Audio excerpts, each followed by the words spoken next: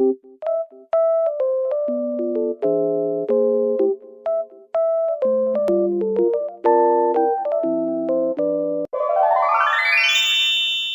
everyone! Ang ating sermon sa araw na ito ay tungkol sa Ang Magandang Araw ni Baby Kokak. Bago tayo magsimula sa kanyang kwento, basahin natin sabay-sabay ang verse na ito. Isaiah chapter 41 verse 10. Ako'y sa iyo, huwag kang matakot. Ako ang iyong Diyos, hindi ka dapat mangamba. Palalakasin kita at tutulungan, iingatan at ililigtas. Amen. Ngayon mga bata, may tanong ako sa inyo. Paano ninyo sinimulan ang inyong araw ngayon? Sinimulan niyo po ba ito sa pamamagitan ng pag-e-exercise? Pagkain ng breakfast? O kaya naman paglalaro o panonood ng TV? Ayan, ngayon tingnan natin paano naman sinimulan ni Baby Kokak ang kanyang araw. Sa isang magandang umaga, sumikat ang araw sa itaas ng mga bundok. Mayroong isang pamilya ng mga palaka. Sina Papa Frog, Mama Frog at si Baby Frog. Sila ang pamilyang Kokak. At sa simula ng kanilang umaga ay nag-ehersisyo ang pamilyang Kokak. Kaya naman nagsimula sila sa stretching. Sinabi ni Mama Frog, "Oh honey, halika na mag-stretching tayo, stretch." At sinabi naman ni Papa Frog, "Oh Baby Kokak, let's stretch na. 1, 2, 3. 1, 2, 1, 2. Ayan, at masayang nag-stretching ang buong pamilya. Masayang-masaya sila. At pagkatapos nito ay niyakap ni Mama Frog si Baby Kokak at sinabi, "Anak, mahal na mahal kita. Nakatulog ka ba ng maayos kagabi?" At alam mo ba Baby Kokak, dapat sinisimulan mo ang iyong araw sa panalangin. Dahil ibinigay sa iyo ng Diyos ang napakagandang araw na ito. Kasama mo palagi ang Diyos kahit saan man o kailanman. Pinangako ng Diyos na siya ay malapit sa iyo. Ayan, pagkatapos marinig ni Baby Kokak ang sinabi ng kanyang Mama Frog, ay nanalangin siya sa Panginoon. Sinabi niya, Panginoon, gabayan at protektahan mo po ako ngayong araw.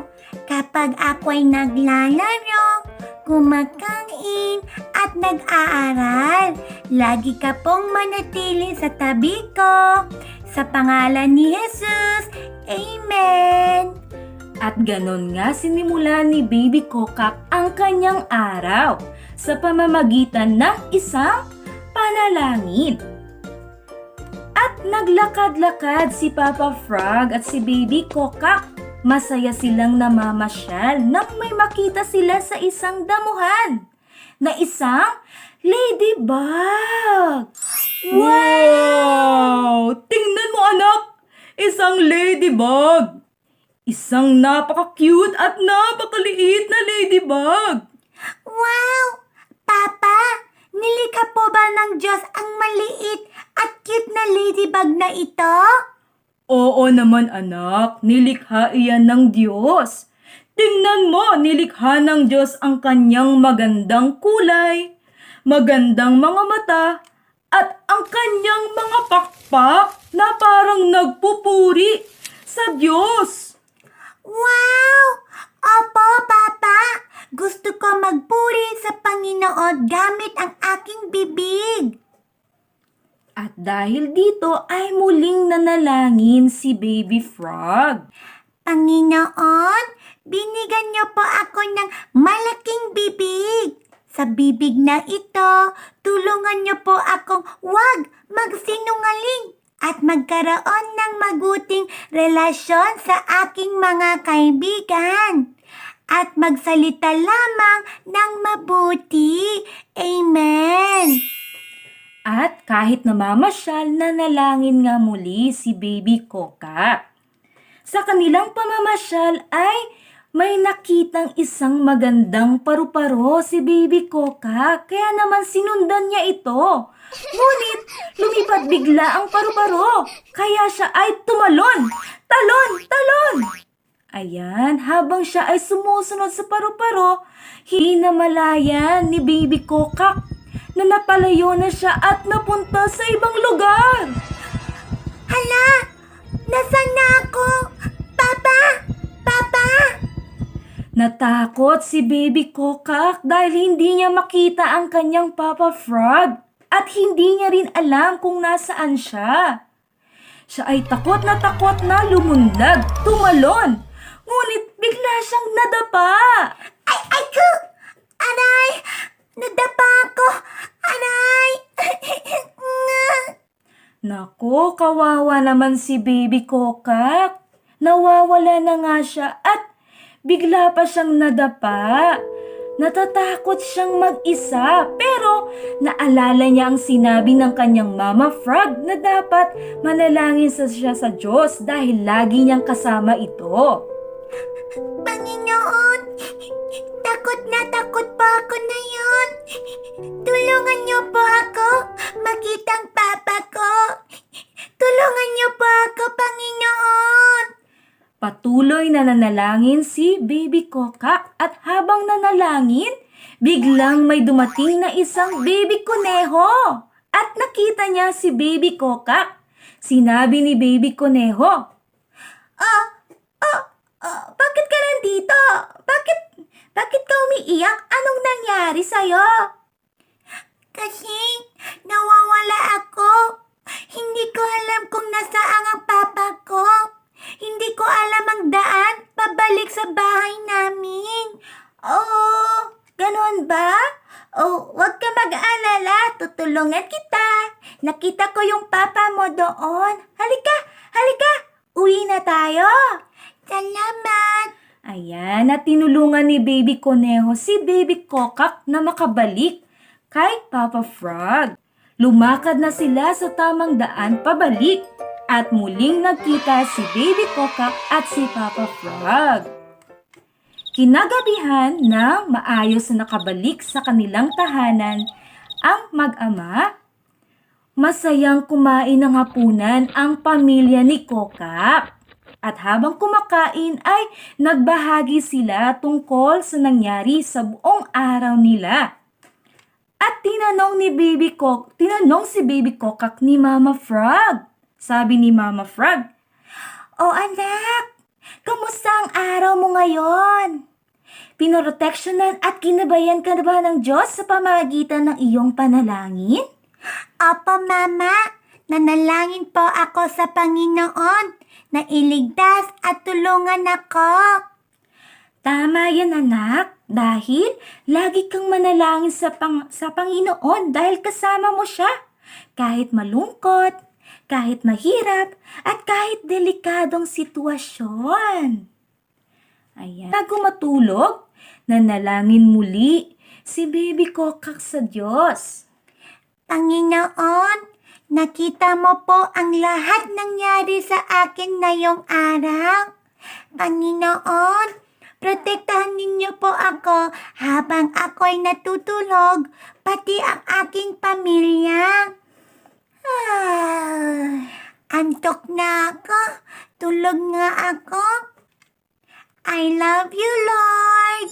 At dyan nagtatapos ang magandang araw ni Baby Kokak.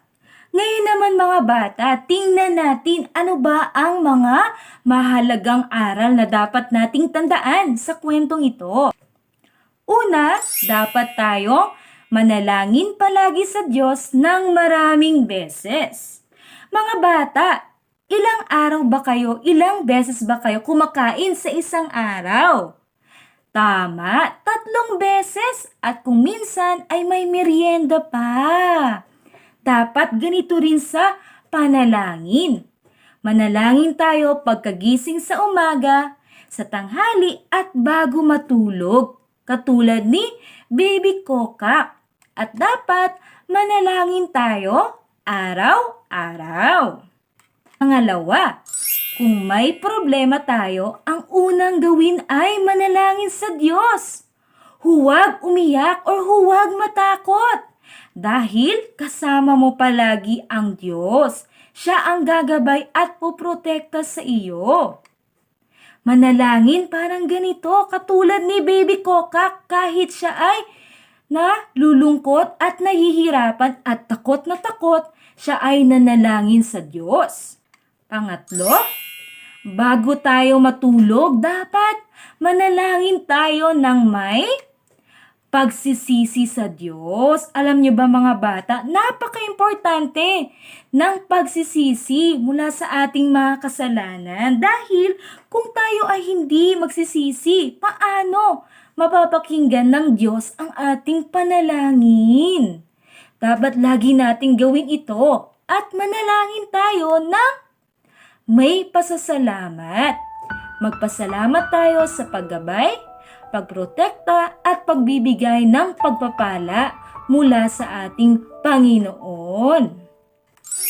Ngayon naman mga bata, tanong ko sa inyo, lagi nyo bang kasama ang Panginoon? Amen?